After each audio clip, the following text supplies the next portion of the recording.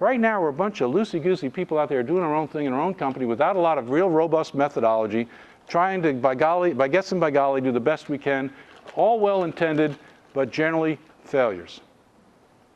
Not you in this group, of course, but generally KM is regarded pretty much as a failure.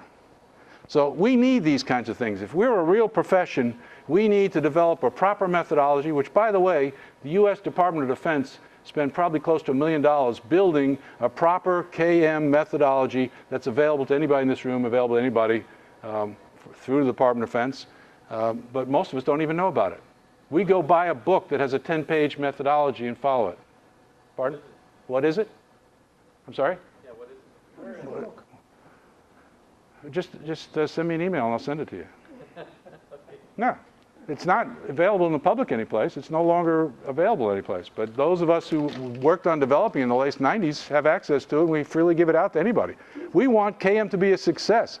We studied it today in class, right? Tell them what the title is so if they ask you for it. Oh, just the KM methodology. We talk a little bit about it on our website, but it's not up there because we don't have it on a web-enabled tool. But if you want the KM methodology on a desktop tool, in fact, it's a tool I designed for the Department of Defense in 1993 and 1994. It doesn't look like today's web-enabled stuff, but it's got a proper KM methodology on it. And in class, we compared it with a couple of other methodologies. Was it far superior? I thought it Far. Okay. You didn't hand it out in the class? Yeah, sure, of course.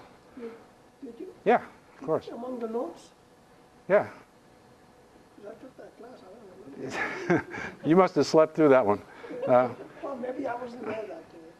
Could be true, but four themes in that class. The second theme is create and study the KM body of knowledge methodology. You might have missed that day, okay. But look under theme 2 in your book and you'll see it. Okay, what I want to do now in the last few minutes is focus on a couple of the technologies that are over here. And I'm just going to give you a quick demonstration of it. I'm not a tool salesman. I just want to show you some of the things that are emerging. Okay, we talked about Dr. Canal's technology in training. I don't know that we'll have any time to get into that tonight, but we certainly should at some point in time because learning is all important in KM. But what I'm going to show you now are some tools that we're using to build the body of knowledge. Some research the Department of Defense did back in 1995 when we were really screwing up BPR.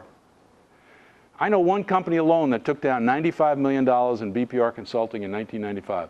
So I think the total amount of revenues to companies around the Beltway here, us Beltway bandits, probably was $500 million in 1995 just doing BPR stuff. And most of it was a failure. So the Department of Defense pulled about 30, there's more like 35 of us top consultants together. We spent 3 solid weeks coming up with the following 3 conclusions. 2 of them are so obviously, duh. Department of Defense paid for that. Well, here's what the conclusions were. If you have a new discipline, you have to very early on build a robust body of knowledge. Don't just depend on 2 or 3 best-selling books to be the source, because most of those books, if they talk about methodology, it's in one chapter of 10 pages duration. Build a robust body of knowledge. And then some way to get that into the heads of the practitioners. And then what we spent most of our time doing 3 solid weeks using Ventana software. Some of you know what I'm talking about. Very expensive groupware. You can imagine the output of 35 top consultants over 3 solid weeks linked together with Ventana software. And we completed a proper methodology for enterprise-wide strategic initiatives. It was focused on BPR at the time, but subsequent contracts fine-tuned it or customized it to KM. And that's what's now available, and it's been around since 1997. Why don't we go get it and use it? We end up instead going after some book that has a 10-page methodology and following it and think we're doing something. That's why we're screwing up KM today. So that's what the conclusions were. We take that to heart at the KM Institute, and we say we need to build a body of knowledge. I've tried in the past to build a body of knowledge, but it's so labor-intensive it can't get done. But now the tools are available. This is the knowledge age. We have tools to do this. And I'm going to give you a real quick 5-minute, I've got 2 minutes, I think. She was really telling me I only had 5, but I really had 7. She knows what she has to do. Okay, here's a very quick sample of how these tools work. if you are a member of one of these communities and somebody submits an article to the community, you have an agent that knows what your profile is. And the agent says to you, I think you ought to take a look at that article. It matches your profile. So you say, okay, I'm going to click on that. There's a picture of an agent. How many of you people do searches? Everybody does searches.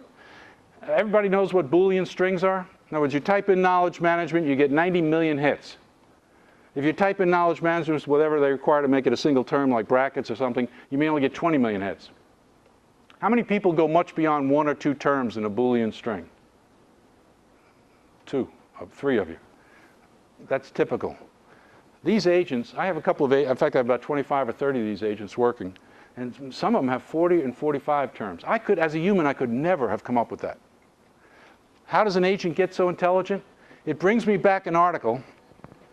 And I'm going to jump ahead. Here's an article, for instance. I say, okay, here's one of the articles my agent brought back for me. It's an article on e-learning. And I want to decide, I'm trying to make my agent intelligent.